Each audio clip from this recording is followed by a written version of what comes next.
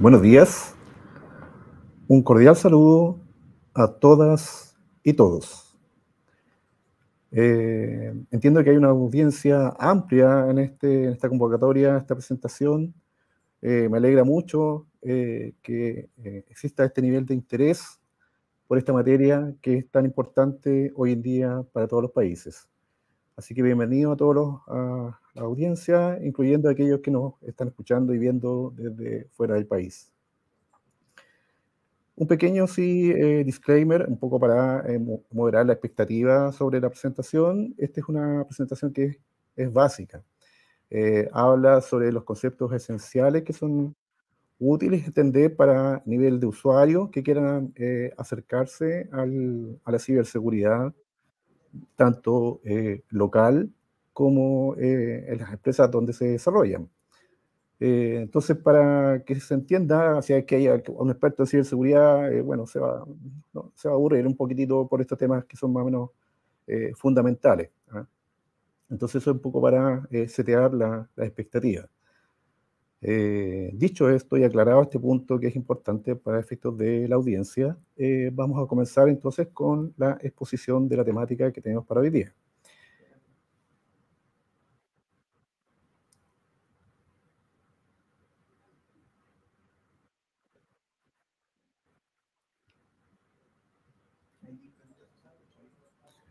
Me están consultando si que pida confirmar si que se está escuchando adecuadamente la transmisión. Por favor, ahí den algún tipo de manito para arriba o al chat.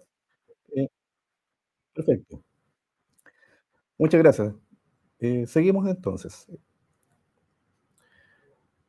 El primer punto, la primera idea fundamental con la que voy a partir es bueno explicar un poco de eh, mi nombre, Hernán Espinosa. Yo trabajo en el Ministerio del Interior como asesor del CECIL. Y aquí aparece ya la primera palabra que probablemente no es de uso cotidiano y que a veces incluso cuando la escuchamos en los medios de prensa les cuesta hasta incluso deletrearla. Entonces, CECIR. ¿Ah? Nosotros ya la pronunciamos y decimos que es CECIR. La he escuchado de otras formas que CSIRT, los medios ya es como...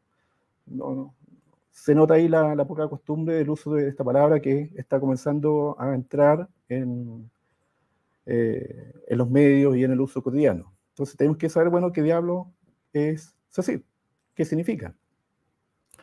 Entonces, por CECIR, nosotros vamos a entender que es, en fondo, un equipo de respuesta ante incidentes de seguridad informática. Esto es, en fondo, un grupo de personas que se conforman dentro de alguna institución para responder cuando ocurra algún tipo de incidente de cierta significación que afecte los activos de la institución o la empresa, porque esto puede ocurrir, los incidentes, como sabemos, pueden ocurrir tanto en una institución pública, en una empresa privada o en su propio hogar. Entonces, para esto se conforman estos equipos humanos que tienen múltiples roles y múltiples funciones para atender la incidencia en la medida que esta vaya afectando algunos de los atributos esenciales de la seguridad de los activos.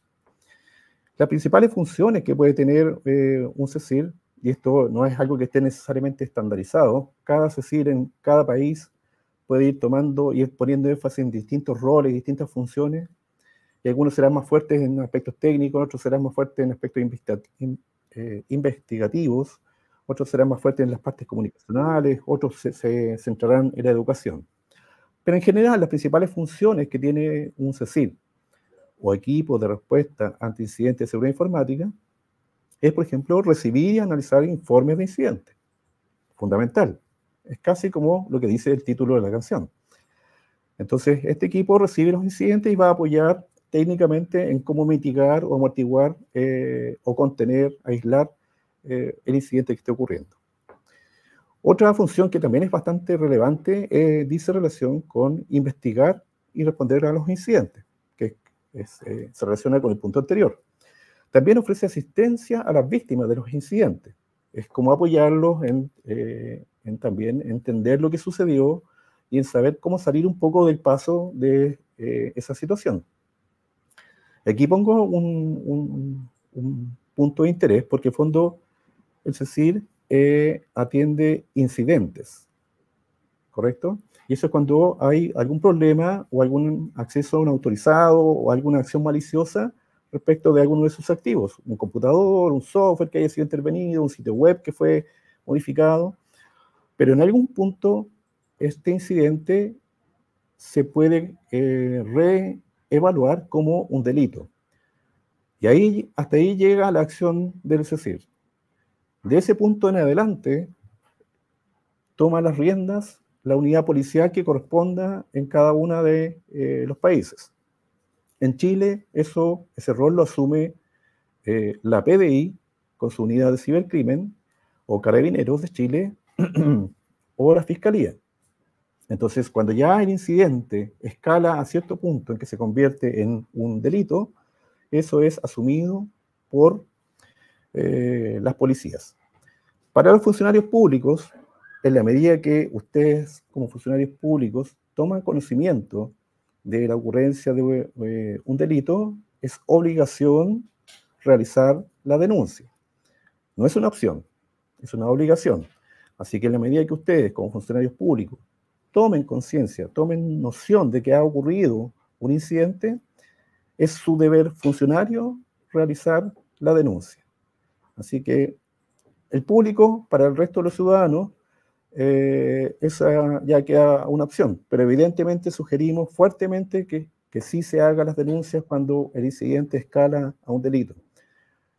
Para el Estado, para las policías, es súper relevante tener estas cifras, estas métricas, y entender lo que está ocurriendo para poder diseñar buenas políticas públicas que vayan en respuesta de cómo contener este fenómeno que a todas luces hemos detectado que está creciendo de manera importante, donde ya los delitos no son realizados por jóvenes ni por jugarretas, sino que ya efectivamente detrás de esto hay bandas que son cibercriminales, que son transnacionales y que son organizadas, donde principalmente el foco de esto es el lucro. Buscan el dinero que hay detrás de los activos que tienen las empresas, las instituciones públicas o ustedes en sus hogares. También es otra función que es muy relevante de un CECIR, es comunicar la información sobre los incidentes a las distintas partes interesadas. ¿Y a qué me refiero con esto? Que es básicamente poder tomar los incidentes que han ocurrido, sacar las lecciones aprendidas y transmitirlas hacia las comunidades. Evidentemente, aquí hay que tomar fuertemente las capacidades de comunicaciones para poder modelar el lenguaje, el sentido de las palabras para los distintos públicos objetivos. Si vamos a comunicar esto en un reporte que es altamente técnico, eso tiene un público objetivo que son los encargados de ciberseguridad del Estado. Si vamos a comunicar este mismo incidente, pero de cara a los ciudadanos, evidentemente vamos a tener que moderar, modificar el lenguaje y la terminología utilizada para que este mensaje se entienda y se entienda el riesgo y el daño que producen este tipo de incidentes, ya sea por las instituciones públicas que han sido afectadas y por los datos que eventualmente de los ciudadanos podrían haber estado afectados. Los CECIR en general pueden ser tanto públicos como privados, o sea, pueden vivir en una institución pública o las empresas también pueden contratar o construir sus equipos de respuesta a incidentes. En paralelo, todos sabemos, se está trabajando una ley marco de ciberseguridad para el país que está avanzando en el Congreso en este minuto, ya un alto nivel de avance, hasta donde sabemos hay un alto consenso en el articulado de la ley, por lo tanto hay altas probabilidades que salga este año esa ley. Entonces eso es bastante interesante porque esta ley va a venir a consolidar los esfuerzos en ciberseguridad que se están haciendo a través de generar una nueva institucionalidad para el país. Por el momento, sí tenemos aún el CECIR de gobierno. Ese existe, hay un respaldo jurídico que nos permite funcionar por el momento, pero evidentemente estamos esperando el resultado de la ley marco que va a darle una institucionalidad mayor y con recursos adecuados. Por lo pronto, como les indicaba, existe el CECIR de gobierno. Y ustedes pueden visitarnos ahí en www.cecil.gov.cl.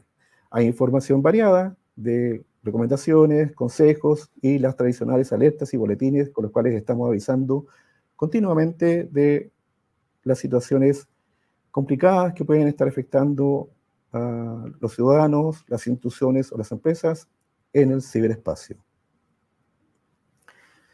Como les indicaba, el CECIL juega un rol fundamental en la protección de la ciberseguridad. Su trabajo efectivamente es, y su foco, su nicho, su centro, es prevenir, detectar y responder a los incidentes de seguridad informática, lo que finalmente contribuye a proteger los sistemas y datos de las organizaciones y finalmente los datos de los ciudadanos. Ahora, una pregunta así como genérica, porque entiendo que el nivel de audiencia es alto, entonces no va a ser complejo el tema de manejar la respuesta a estas preguntas así, pero se la dejo como tarea para que la reflexiones. La pregunta es, ¿pasa algo todos los segundos martes de cada mes? ¿Ustedes como usuarios saben qué pasa ese día? ¿Hay algo interesante que pudiera estar pasando respecto y que impacte, obviamente, la ciberseguridad de todos, instituciones, empresas y personas? Sí, pasa algo. Uno de los sistemas operativos más usados en el mundo efectivamente es Windows, de Microsoft. Y cada segundo martes de todos los meses, Microsoft emite parches. ¿Para qué? Que son reparaciones, correcciones, mejoras que introduce a su producto, a toda su familia de productos. Y esos productos, la medida que tienen problemas, generan posibilidades y oportunidades para los ciberdelincuentes. Y si ustedes no aplican esas correcciones todo cuando el fabricante las produce, van quedando expuestos a esos problemas. Y los problemas son de diversos niveles, van desde niveles básicos, de funcionalidades, de performance, hasta problemas críticos que podrían efectivamente, sin que ustedes lo permitan, sin que ustedes lo autoricen, permitir el acceso de un intruso a sus sistemas. Entonces, por eso es clave que efectivamente cada segundo martes de cada mes, ustedes en sus PC de su hogar actualicen su sistema operativo y en sus trabajos, en sus instituciones, se aseguren y confirmen que su encargado de ciberseguridad está trabajando por la aplicación de estas importantes reparaciones. Acá, en el CECIL, tenemos experiencia y hemos verificado que muchos incidentes que han ocurrido se podrían haber evitado simplemente habiendo instalado el parche.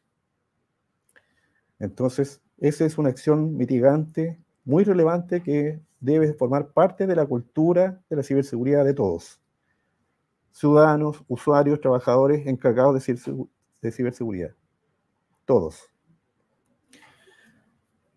Entonces, ahí venía la pregunta de si todos parcharon o no sus computadores en la casa. Entonces, ahí ojalá hagan un dedito para arriba todos. Otro concepto que me gusta comunicarle a los ciudadanos en general, que a veces no se pierde esta perspectiva. Siempre vemos que el país que está aquí al final del continente, vemos casi como una isla, casi perdido al final cerca de la Antártica, separadas por un gran cordón, una cordillera enorme, por el norte un desierto que nos aísla de todo el resto del continente y por el oeste un océano Pacífico que nos separa del resto del universo. Entonces nos vemos casi como una isla, entonces, pero eso no es así, si bien puede ser así en el lado físico, en nuestras fronteras físicas, en el lado digital no es así. Ahí ustedes pueden visualizar una red de líneas que unen a todos, casi prácticamente todos los puntos del planeta. ¿Qué son estas líneas? Es una red de fibra óptica mundial que conecta casi prácticamente todo el planeta en una gran mega red. Esta gran mega red la conocemos hoy en día como Internet. Pero la materialización, por donde fluye el video que vio hoy día, por donde fluyen las noticias que usted escucha, por donde vio el contenido de su red social hoy día, fluye por estos cables submarinos. Entonces viajan por debajo del mar por estos cables y nos unen a todo el planeta. Y en términos concretos, ¿qué significa esto? Que todos esos contenidos que ustedes pueden acceder están a un clic, a unos pocos milisegundos de tiempo.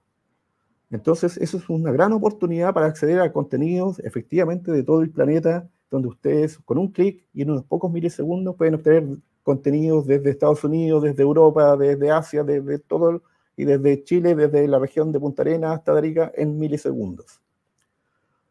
Pero también hay que pensar el lado contrario. Así como ustedes acceden a estos contenidos rápidamente, con un solo clic, también los malos saben esto. Y los malos ven entonces sus activos a un clic. También ven sus activos a milisegundos. Y desde cualquier parte del mundo. Entonces hay que pensar que en fondo también los malos están distribuidos en todo el planeta y también pueden acceder a cada uno de sus activos en la medida que ustedes los dejen expuestos a Internet. Entonces este es un punto relevante a tener en cuenta. No somos una isla en el ciberespacio. Otra alerta interesante que me gustaría también comentarles es que hay nuevas tecnologías que están entrando en el mundo y que son altamente disruptivas. Y estas tecnologías llegaron para quedarse y hay otras que están ahí en el borde del horizonte y que van a ser tanto o más disruptivas que la misma inteligencia artificial. Y solamente por nombrarlas nomás me refiero a la computación cuántica. De hecho, el jefe técnico de una importante empresa, Dell en particular, se refiere a esto como que toda la disrupción que está generando la inteligencia artificial no es nada comparado con el tsunami disruptivo que trae la computación cuántica. Eso es una nueva forma de realizar la computación con los estados de la materia y que va a traer unas nuevas y tremendas, gigantescas capacidades de cómputo con las cuales se van a poder desarrollar cosas impensadas hoy en día. Pero hay que estar preparados. Ahora, solamente para transmitir algún tipo de definición normal de inteligencia artificial es la capacidad de las máquinas para aprender y actuar de manera inteligente. Esto incluye la capacidad de entender el mundo que los rodea, tomar decisiones y resolver problemas. Esto es tremendamente potente, pero a la vez también genera algunos miedos en todos nosotros, evidentemente. Si estas máquinas llegan a ser tan buenas, tan capaces, incluso superiores a nosotros, evidentemente uno se empieza a cuestionar si en algún momento seré sustituido por una máquina. De hecho, hay algunos agoreros medios apocalípticos que hablan del proceso de la gran sustitución, donde efectivamente todos vamos a tratar de ser reemplazados por máquinas. Pero bueno, yo creo que la situación va a ser un híbrido, un intermedio. Y aquí hay que estar preparado, hay que asumir que viene una tecnología nueva y con esa nueva tecnología vamos a ser capaces de hacer mejores y más cosas. Ahora, la ciberseguridad no se escapa de esto. Todas las funcionalidades, todas las profesiones están siendo de alguna forma tocadas por esta nueva tecnología disruptiva. Entonces, por ejemplo, algunos temas a los cuales la IA ya está mostrando sus enormes capacidades respecto de ciberseguridad, que nos está ayudando, por ejemplo, a recopilar y etiquetar datos para la ciberdefensa, detectar y mitigar tácticas de ingeniería social, nos está ayudando a automatizar el triage, que es básicamente la sala de emergencias, cómo evaluar el paciente, cuál es crítico y cuál no es crítico, eso es el triage. Entonces, con eso podemos saber cuál es un incidente crítico y cuál es un incidente normal que podemos atender en un momento posterior. Identificar problemas de seguridad en los códigos fuentes, parchar vulnerabilidades automáticamente, optimizar los procesos de gestión de parches para mejorar la priorización. Claramente estoy poniendo énfasis aquí en el tema de los parches porque es una de las estrategias de seguridad que ayuda enormemente a reducir los riesgos en el ciberespacio. Entonces, hay que tener en cuenta esto e irnos preparando y cuestionarnos rápidamente cuál va a ser nuestro rol como personas y trabajadores en este nuevo escenario que es altamente automatizado y potenciado por estas inteligencias artificiales. ¿Cuál será nuestro rol?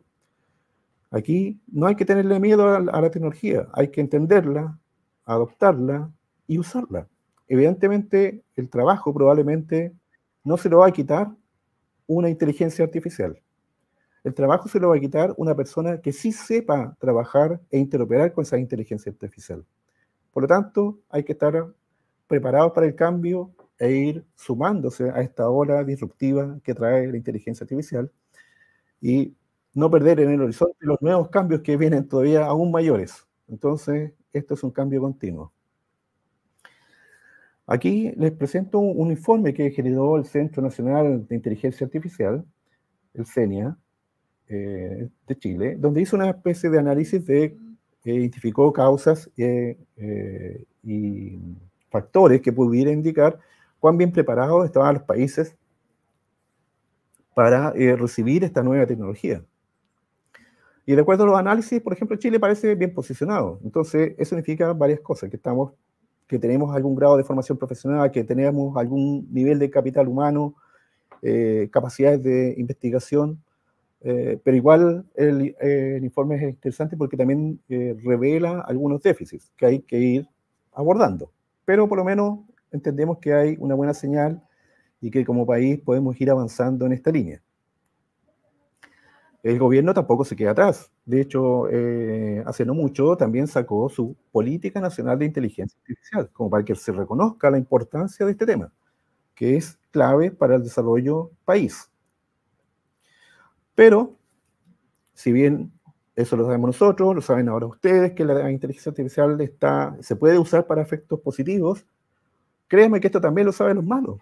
Y ya la están usando. Están usando la inteligencia artificial para sus propósitos maliciosos, para mejorar las técnicas de phishing, para mejorar el engaño que le hacen a los usuarios, para mejorar, para generar, por ejemplo, videos falsos.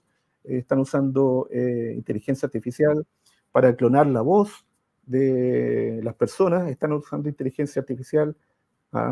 Hay experimentos en los cuales con 5 segundos de escuchar su voz, de ustedes hablando, la inteligencia artificial puede seguir ese diálogo y esa conversación usando su voz, y después el receptor de ese mensaje no se va a dar cuenta que hubo un cambio de persona. Entonces, hay que estar atentos a este desafío, porque los malos también están atentos a los cambios tecnológicos que vienen y los están usando en contra nuestro. Otro ámbito que es también muy relevante es el ámbito de las industrias. ¿Ah? Las industrias también usan tecnología. Y como les comentaba, se viene una ley marco de ciberseguridad que define unos conceptos que son bastante interesantes, que son los servicios esenciales. Que su nombre un poco ya lo explica en sí mismo. Son estos servicios que son importantes para todas las personas. Por ejemplo, la electricidad, el agua, las telecomunicaciones, por mencionar algunos. Estas industrias no tienen solamente computadores, servidores de correo, un web server, tienen otro tipo de tecnología que son un poquitito más complejas y desconocidas para lo que es el mundo TIC. Estas tecnologías las denominamos las tecnologías de operación. Entonces, un sistema de control industrial es simplemente una serie de dispositivos que se utilizan para regular los datos ingresados en un proceso controlado que genera un resultado. Es en fondo un sistema en el cual uno puede controlar en fondo una planta, un proceso industrial, una máquina, una corredera que va generando productos en función de que van ingresando materias primas. Y todas estas industrias, estas plantas se controlan con dispositivos que son válvulas, sensores, PLCs, que son unos computadores como chiquititos que permiten controlar estos procesos y estas máquinas industriales. El tema y el problema está ahí todo bien. El problema empezó cuando efectivamente esta industria comenzó a asumir, a incorporar los beneficios que representaba conectarse a la Internet. Entonces, con eso asumieron todos los beneficios que implica tener esta hiperconectividad y poder ver y controlar esa planta desde el hogar, por ejemplo, o acceder a una planta remota en un cerro. Pero también se compraron todos los riesgos y todos los problemas que ya conocemos. Entonces, esa planta también puede eventualmente ser hackeada y ser afectada. Entonces, ¿qué pasa, por ejemplo, si alguien toma el control de una planta de agua y donde puede eventualmente manipular maliciosamente el proceso de cloración del agua? puede ser o bien inhibir la cloración y dejar que fluya un agua sin clorar y por lo tanto transmitir enfermedades a las personas, o sobreclorar el agua y generalmente envenenar a toda la población que puede terminar consumiendo esa agua. Entonces ahí hay efectos importantes sobre la población, sobre la sociedad, y esas industrias por eso se llaman de servicios esenciales, y por lo tanto la ley reconoce esa importancia y les va a asignar evidentemente responsabilidades, tareas y obligaciones que son diferentes respecto de una industria que es común y corriente. Entonces, para el mundo TIC, que es el mundo tradicional donde vivimos habitualmente, donde están nuestros computadores, nuestros servidores de correo, la página web, el contenido, nuestra red social, ese es el mundo TIC. Ahí, en general, en ese espacio, lo que tiende a importar mayormente es la confidencialidad. Por el contrario, en el otro mundo, que es un poco todavía más cerrado, más distante, menos conocido, que es el de los sistemas de control industrial, en ese mundo es la disponibilidad lo que pasa a tomar prioridad. ¿Por qué? Porque el fondo de tener una planta muchas veces implica costos enormes y pérdidas por falta de producción que son realmente importantes. Por lo tanto, ahí el detener la planta es crítico. Entonces, por eso la disponibilidad en el mundo del control industrial pasa a ser prioritario. Y en el mundo más habitual de lo que estamos nosotros, la confidencialidad. Uno tiende a cuidar que sus datos estén bien resguardados, sin que esto signifique que el resto de los parámetros como integridad y disponibilidad dejen de ser importantes. Entonces, la ciberseguridad es un esfuerzo que es continuo. Las organizaciones deben estar trabajando en implementar medidas de seguridad para proteger sus activos de información. Ahora, es importante tener claro que por mucho esfuerzo que se haga, por mucha inversión que se incorpore, por muchos controles que se levanten, esto no es 100% seguro. No existe la seguridad al 100%, al menos hoy en día. Entonces, siempre hay que estar conscientes que hay una posibilidad de que se cuele algún tipo de acción maliciosa y estar preparados para esa eventualidad. Por eso el CECIR tiene dentro de sus funciones fuertes la prevención. Entonces, tiene que hacer acciones preventivas tanto de educación o de promover buenas prácticas para evitar que esto pueda ocurrir, pero siempre con el norte de que eventualmente en algún minuto sí va a ocurrir un incidente y va a haber que responder. Otro concepto que es fundamental que sea manejado para aquellos que estén interesados en comenzar a avanzar hacia este mundo de ciberseguridad, o no y no necesariamente para adentrarse en el mundo de la ciberseguridad, sino para entender las nuevas lógicas que van a comenzar a empujarse, ya sea en tanto las instituciones públicas como el sector privado, y ya se están haciendo fuertemente, y más aún con las leyes que van a venir que vienen en camino. Es importante conocer qué es un sistema de gestión de seguridad de la información, el conocido SGSI. Este ámbito tiene muchas siglas, pero hay que irlas manejando porque en fondo nos van a ayudar a entender el lenguaje con el que generalmente a veces tiende a conversar nuestro encargado de ciberseguridad o los seguritos de cada una de sus instituciones.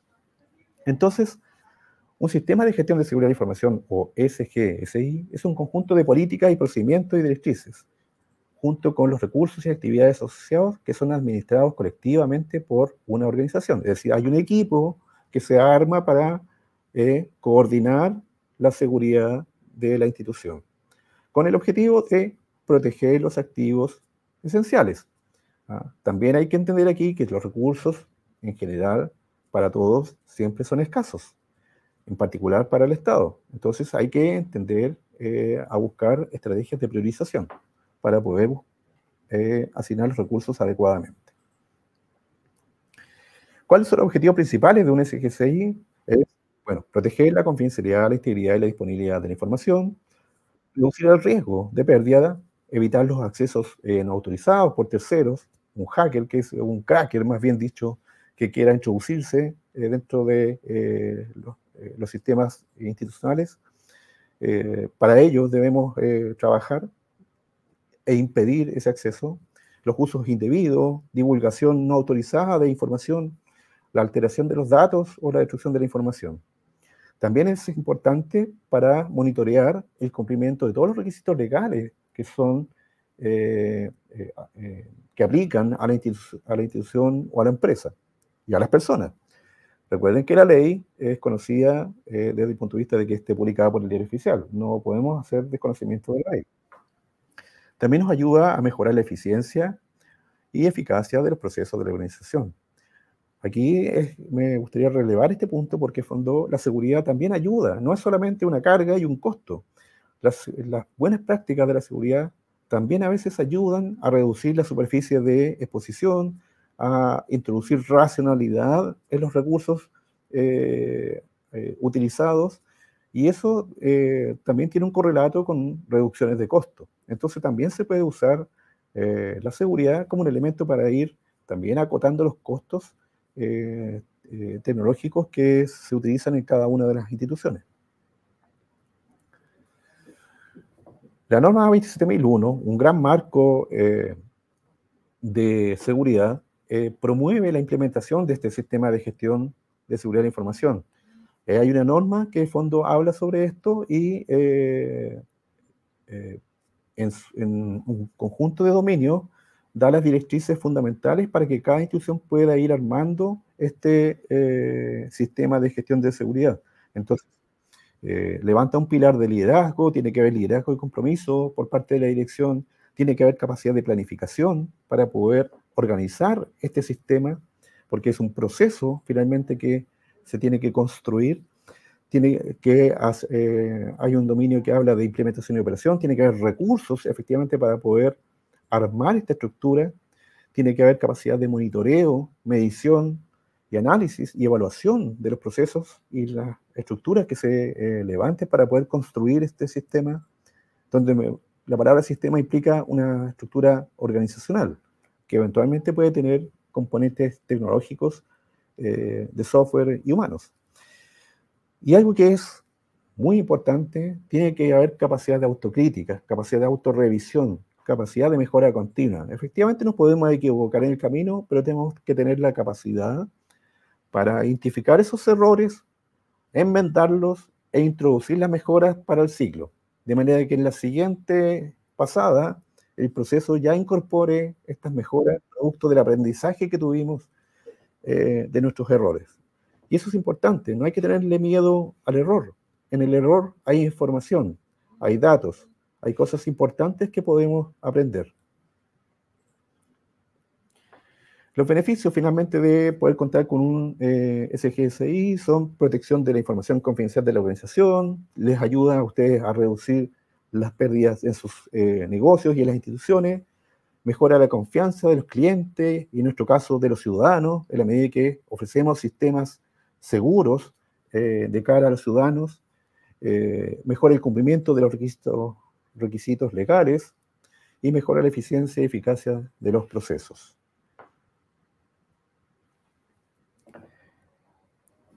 Entonces, como indicaba, el SGSI se construye con distintos procedimientos y documentaciones y directivas. Una de esas directivas que son fundamentales son las que se conocen como políticas de seguridad de la información. Probablemente alguno de sus encargados de ciberseguridad les debe haber dicho que ya tienen que leerse las políticas de seguridad de la información, y ustedes ven ahí un documento largo y latero que a lo mejor no se entiende, no está bien claro. Bueno, ese documento es fundamental.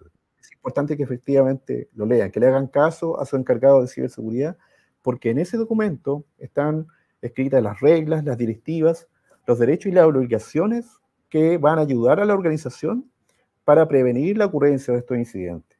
Efectivamente, como ya les he indicado, no son infalibles, pero ayudan. Son elementos que sí o sí tienen que estar cumplidos. Porque a la medida que ustedes no logren cumplir estas directivas, eventualmente podrían ser o caer en alguna causal de sanción por incumplimiento de algún deber administrativo. Estas políticas se apoyan con controles tecnológicos y buenas prácticas, es decir, no son solamente puro texto. Evidentemente, se tienen que hacer carne con tecnología y con software y con procesos mejorados por parte de ustedes como usuarios o encargados de ciberseguridad. Entonces, también es importante porque el fondo de las políticas de seguridad necesitan ser revisadas continuamente. Sabemos que la tecnología evoluciona rápidamente, por lo tanto las políticas deben también irse revisando en el tiempo constantemente. Y si se abre algún proceso en el cual a ustedes les pidan esa retroalimentación de mejora de las políticas, por favor, participemos, opinemos, digamos que en fondo aquí esta parte de la política no se entiende, o esta parte no fue practicable, o no se pudo realizar esta parte del proceso, o este software no funcionó porque en fondo no operaba para el fin último. Y eso ayuda, todo eso ayuda al encargado de ciberseguridad a mejorar esa política y finalmente se hace más eficiente y más comprensible por todos los que participan de la institución. Su opinión importa. Todos somos parte de la solución. Entonces, al final de cuentas, busquen esas políticas de seguridad de información y por favor, denle un vistazo. Y si son incomprensibles, si están difíciles de leer, si están muy largas, háganselo saber a su encargado de ciberseguridad que él, yo creo que gustoso, va a preparar algún tipo de información, de resumen, les hará alguna charla explicativa para tratar de acercarles el conocimiento de esas políticas, que es importante que las manejen en cada una de sus instituciones.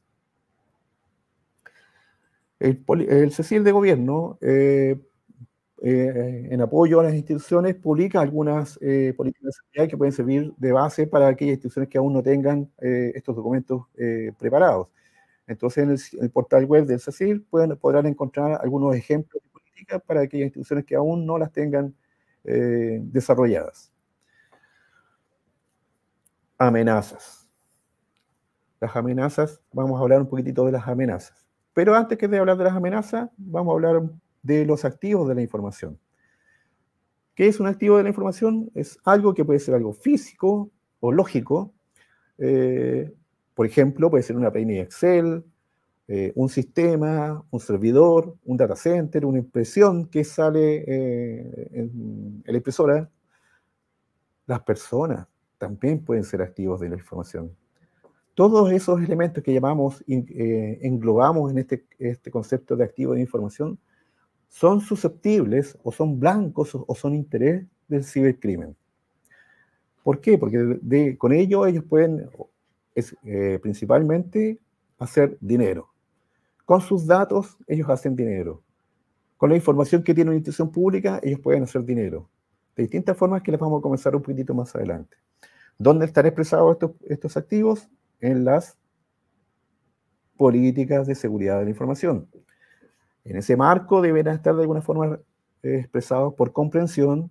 Evidentemente no va a haber un listado ahí en la política, sino que por comprensión van a estar expresados estos activos de la información. Seguramente los procedimientos se pasará a un formato de por extensión y ahí estará el detalle. ¿Dónde se priorizan estos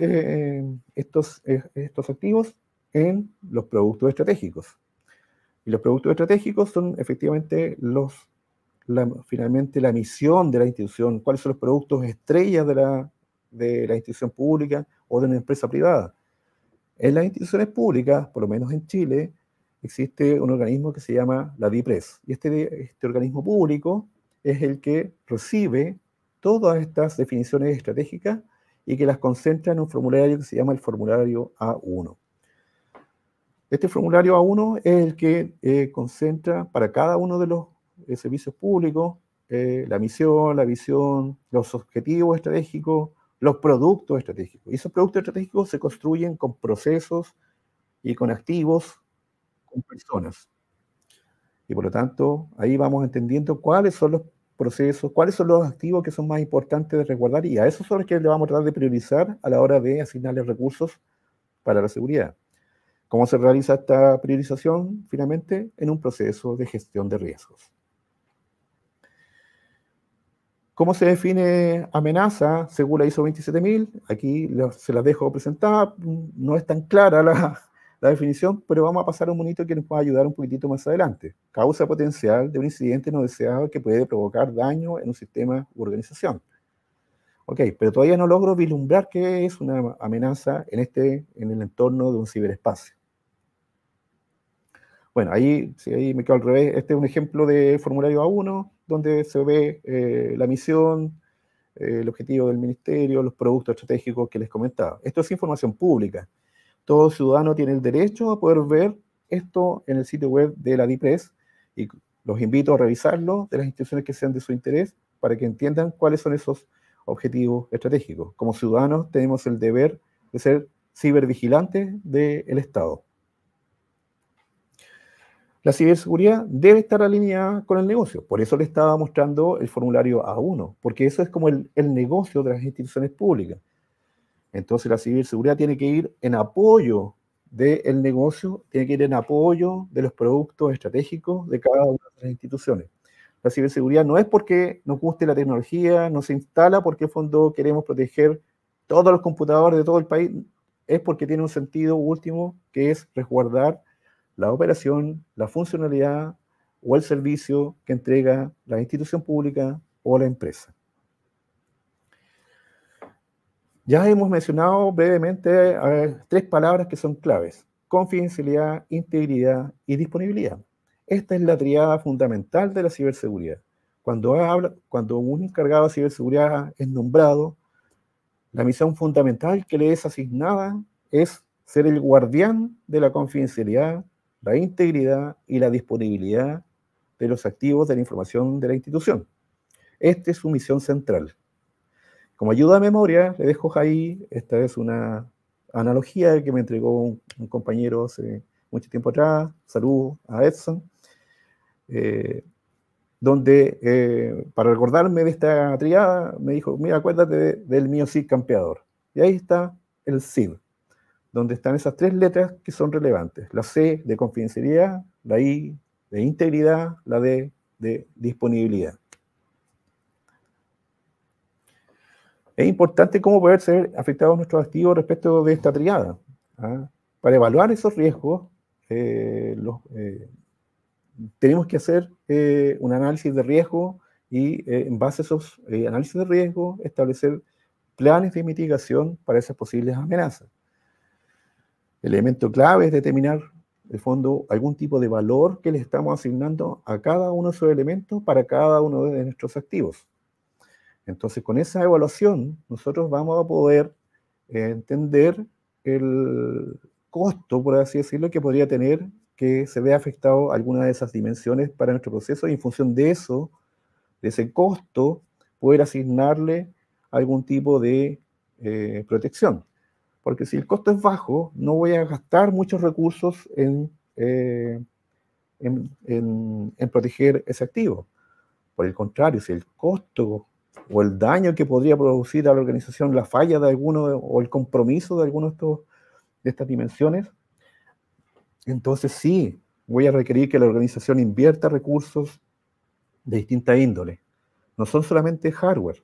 No piensen que solamente la seguridad es tecnología, también es personas, también es conocimiento, también es educación. Un personal educado y bien instruido, bien entrenado, también es ciberseguridad. Este es un ejemplo bastante simple que usábamos acá dentro de la administración, y probablemente algunos lo conozcan. Es una simple matriz en la cual se va mapeando cada uno de los procesos, los activos, y para cada uno de esos activos, como les indicaba, ustedes van evaluando el nivel de importancia o sensibilidad que tiene la confidencialidad, la integridad y la disponibilidad para ese activo. Y posteriormente se hace el análisis de amenaza, la identificación de las vulnerabilidades que puedan tener y se va ponderando el riesgo que tiene esta amenaza para ese activo. Y finalmente, para eso, una vez que uno tiene identificado el riesgo, uno establece un control. Por ejemplo, si yo tengo mi auto y mi riesgo es al salir, identifico que hay probabilidad de que eventualmente pueda tener un accidente, un choque, mi control en este caso va a ser tomar un seguro. Esta analogía se aplica efectivamente a cada uno de los activos y evidentemente los controles son diferentes, son diversos, algunos son tecnológicos, algunos son de procedimiento, y algunos son de entrenamiento y personas. Entonces, por disponibilidad, al fondo lo que estamos nosotros resguardando finalmente es el acceso siempre oportuno a cada uno de los activos de información. El más evidente y visible por el lado de los usuarios y ciudadanos es finalmente el acceso, por ejemplo, a los sitios web. Si hay un sitio web que en fondo dejó de estar accesible, ahí fue afectado la disponibilidad de ese activo. Hay múltiples causas que pueden haber afectado ese activo para haber impedido que funcione adecuadamente. Ya vamos a conversar sobre esto. El otro aspecto que es de esta triada fundamental de la ciberseguridad es la integridad. Básicamente tenemos que resguardar que los datos no sean modificados o adulterados o manipulados maliciosamente o de alguna forma no autorizada. Entonces, eso es el rol fundamental de la integridad. Y lo que el encargado de ciberseguridad debe velar es porque, en fondo, nadie pueda modificar de manera no autorizada esos datos. Finalmente, la confidencialidad, que es la que establece, en fondo, que la información tiene que ser conocida solamente por los incumbentes relativos al dato. Aquí es donde yo pretendo que, en fondo, ustedes se lleven esta analogía para sus casas. Porque hasta el día de hoy me sigo encontrando con profesionales que no tienen todavía, a veces confunden el concepto de vulnerabilidad con amenaza. Entonces espero que a través de este simple monito, este simple diagrama, podamos llevarnos a casa una idea clara y permanente de qué es una amenaza y qué es una vulnerabilidad. En esta imagen vemos al centro una casa que está en construcción en este minuto, sí, pero que en este minuto le falta el techo. ¿Correcto? Y en el horizonte se avisora la lluvia. En este caso, y en este ejemplo, la falta del techo es lo que correspondería a la vulnerabilidad de esta casa, que vendría a ser mi activo de información. Le falta algo. Entonces, eso que le falta es la vulnerabilidad, es la debilidad. Y eso que vemos en el horizonte, que puede eventualmente, potencialmente afectarnos o explotar esa vulnerabilidad, es la amenaza. En este caso, la analogía la usamos con la lluvia. La lluvia puede venir y entrar a mi hogar por la falta de techo y dañar mis muebles. Ahora, en el caso cotidiano, por ejemplo, en un computador, ya les comenté al inicio de esta charla, el tema de los parches. La falta de parches. ¿Qué sería respecto de, en este esquema? ¿Una amenaza o una vulnerabilidad? Una vulnerabilidad. ¿Ah? Es la falta de un elemento que le introduce seguridad a mi equipo. ¿Cuál sería la amenaza? Eventualmente algún cracker que pudiera estar ahí acechando mi computador y que podría, por el hecho de que no tengo el parche aplicado, podría explotar esa vulnerabilidad y ingresar a mi computador y robar mis datos. Y ahora, pasando ya a ejemplos concretos de estas amenazas que pueden efectivamente afectar los activos de la información de distintas formas, ¿no? Entonces aquí se van a dar cuenta que pueden haber incluso amenazas que son del tipo físico, y en eso contemplamos al fuego, el agua, la lluvia, la destrucción de los equipos, y aquí hay fotografías que son reales. Son data centers que se han incendiado, son computadores que se han incendiado, es decir, el fuego es una amenaza que es real. Por eso las instituciones que prevén esto e incorporan como control mitigante para esta potencial amenaza sistemas antiincendio. Pero claramente no son perfectos. Eventualmente el incendio puede sobrepasar al control y terminar con sus activos igualmente dañados, como por ejemplo en estos casos. Pueden haber eventos naturales, que también son amenazas. Por ejemplo, fenómenos climáticos, fenómenos sísmicos, volcánicos. En Chile creo que los tenemos prácticamente todos, así que nos sacamos ahí el loto con el tema de fenómenos, amenazas naturales. Y estas también son fotografías reales, efectivamente, los docentes que fueron dados importantemente. Y todo eso, evidentemente, todo eso es pérdida para la institución, pérdida para los clientes, pérdida para los ciudadanos por falta de servicio. También pueden ocurrir pérdida de servicios esenciales. Ya avisoramos un poco lo que entendíamos por servicios esenciales.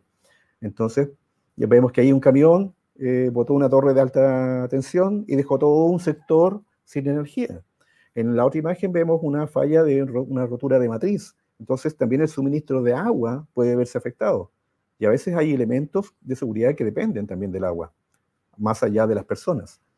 Una torre de telecomunicaciones también eventualmente puede fallar, destruirse, ya sea por algún fenómeno natural o alguna acción maliciosa de personas. También puede haber perturbaciones debido a radiación. Ya esto suena un poco más lejano, más espacial, pero hoy en día gran parte de las comunicaciones también, si bien funcionan esencialmente por la red de fibra óptica mundial, también hemos tenido noticias de que hay una importante red satelital que funciona a nivel de dispositivos y de comunicación que están en el espacio, orbitando en la Tierra algunos o geoestacionarios otros. Estos dispositivos pueden verse afectados por algunos procesos del Sol, por ejemplo, las manchas solares, y pueden finalmente llegar a afectar las comunicaciones de estos satélites importantemente. También se puede ver comprometida la información por terceras partes que pueden efectivamente interceptar estas comunicaciones y robar la información que pueda estar ocurriendo. Por eso sus encargados de ciberseguridad probablemente les dicen usen comunicaciones seguras, usen el HTTPS, porque por lo menos ahí se protegen de estas interceptaciones que podrían ocurrir en el camino. Sus datos viajan, recuerden, por todo el mundo. Entonces, podrá usted confiar por el cable que pasa por su casa, pero de la casa, del patio hacia afuera, está en la calle. Y ahí cualquiera podría eventualmente poder tener alguna acción de intervención. De hecho, aquí estas esferas que ustedes logran ver en la fotografía tienen una misión y se relaciona con esta amenaza.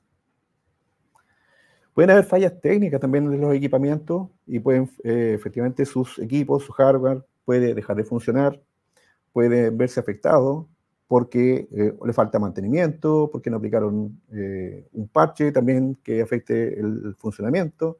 En fin, los equipos fallan. Y eso también es una amenaza que hay que precaver y incorporarla en nuestra evaluación de riesgo. Pueden haber acciones no autorizadas. El uso no autorizado de sus equipos.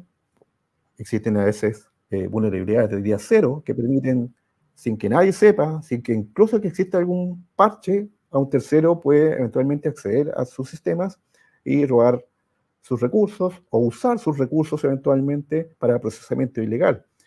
Por ejemplo, habla aquí de procesamiento ilegal de datos. A veces ustedes sienten que su computador está mucho más lento de lo habitual y es porque efectivamente alguien está usando la CPU de ustedes, por ejemplo, para hacer minería de bitcoins. ¿Ah? ¿Y qué es esto? Básicamente es que es procesar estas monedas criptográficas con las cuales a ellos después, por el procesamiento, reciben dinero. Entonces, ocupan su computador y el dinero lo ganan otros. Entonces, y usted más encima se ve complicado ahí porque su computador está lento y no puede hacer su trabajo. Y otro está ganando dinero con el uso de su computador. Eso es un procesamiento ilegal de datos. También puede haber compromiso de funciones, es decir, errores de uso, abuso de derechos, falsificación de derechos, negociaciones de acciones. Esa es otra amenaza. Brecha de disponibilidad de las personas. Efectivamente, como ya sabemos, nosotros también somos un recurso y un activo. Nuestra ausencia eventualmente puede amenazar algún proceso relevante de la institución.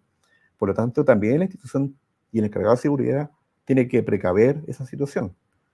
ya sea asignándole una VPN o estableciendo protocolos o contingencias para la ausencia del personal crítico. Ahora, algunos ejemplos de vulnerabilidad. Ya hablamos harto de amenazas, tenemos claro qué es lo que es una amenaza. Reforcemos un poco lo que es la vulnerabilidad. Pueden haber del tipo de hardware, por ejemplo, la falta de mantenimiento de un equipo de almacenamiento. Los storage son críticos en las instituciones porque son los que concentran gran parte de los datos de la institución. Entonces, si tiene una falla, existe un alto riesgo de que se pierdan esos datos si es que no están adecuadamente respaldados.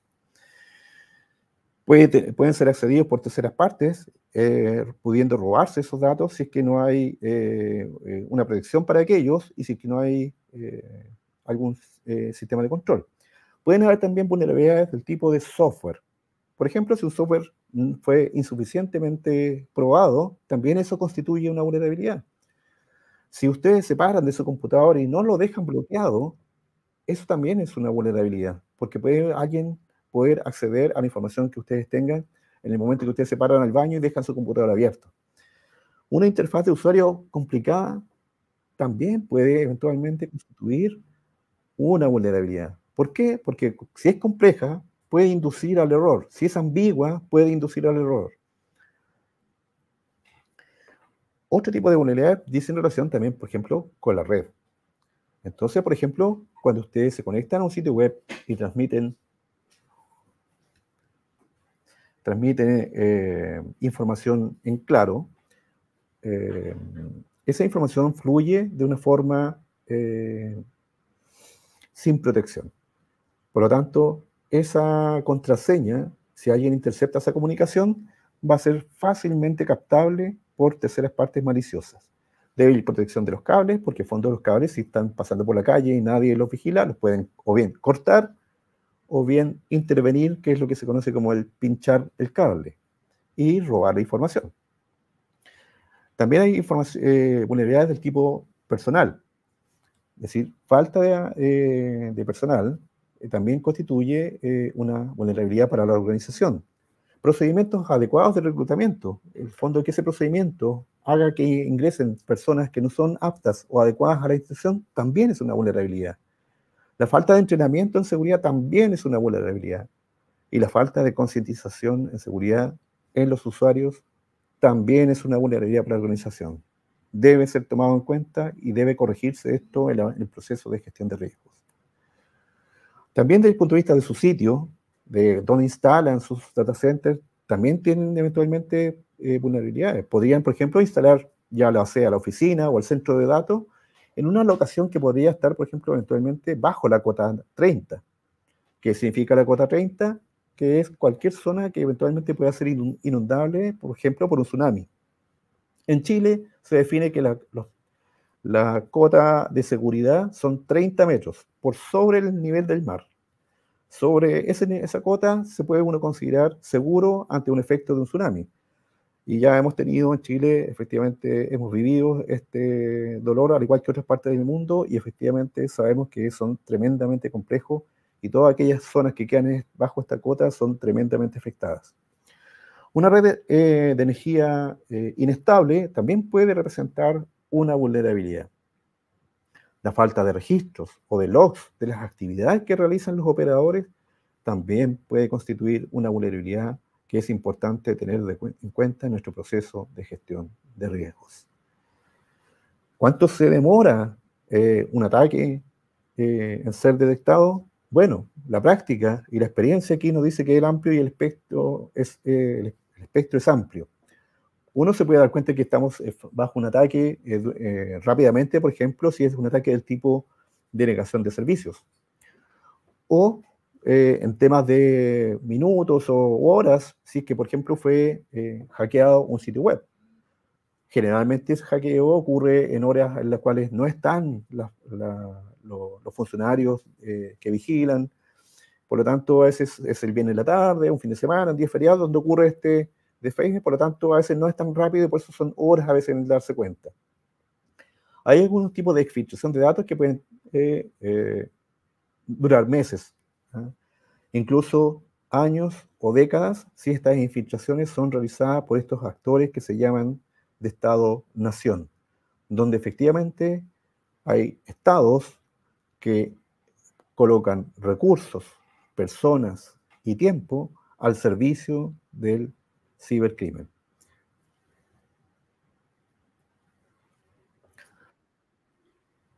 Nos vamos a pasar unos 5 minutos, yo creo, y ahí lo vamos a dejar para finalizar el concepto de riesgo y vamos a abrir la ronda de preguntas. Otro concepto que es sumamente importante para comenzar a entrarnos en este desafío de la ciberseguridad es el concepto de riesgo. Los riesgos cibernéticos son una función, básicamente, hay muchas estrategias y ustedes pueden ahí profundizarlas en la norma ISO 27005, pero la más simple para efectos de entenderlo para público en general es ver el riesgo como una multiplicación o una función de los impactos que puede producir una amenaza sobre su activo versus la probabilidad que esa amenaza o ese ataque se materialice. Entonces, cuando este producto es alto, entendemos que hay un nivel de severidad alto. Entonces, la probabilidad de la función, la probabilidad es función del atractivo que tiene el equipo para el adversario. También dice relación o guarda correlación con la magnitud de la amenaza que representa el adversario y el grado de vulnerabilidad o susceptibilidad del activo al verse vulnerado por un adversario. Pero esencialmente esto es probabilidad por impacto. Como les indicaba ahí, la probabilidad de ocurrencia por el impacto es lo que finalmente puede traducirse en una métrica que nos ayuda a entender cuál es el nivel de riesgo. Y aquí eso se materializa en ciertas tablas que uno va...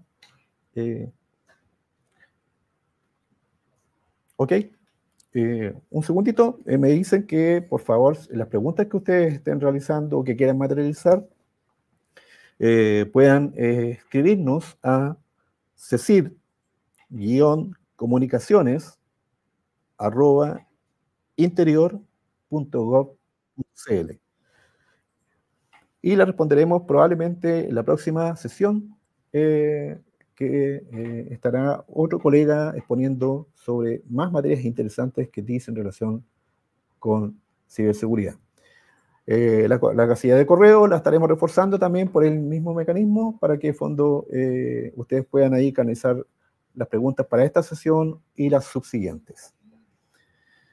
Entonces, como les indicaba, la tabla de riesgo se puede ordenar en una tabla donde uno puede visualizar qué zonas son mayor riesgosas versus algunas que son menos riesgosas.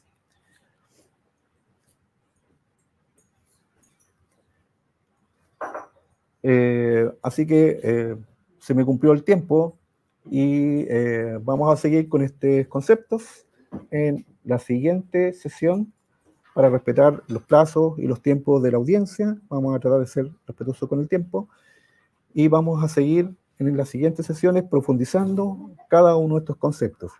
Espero que en un lenguaje simple, en un lenguaje que pueda ser entendido por el mayor público objetivo, y así que lo dejamos hasta aquí por el momento. Así que audiencia, ciberespacio, universo, muchas gracias. Hernán Espinosa se despide y nos vemos en la próxima. Chao.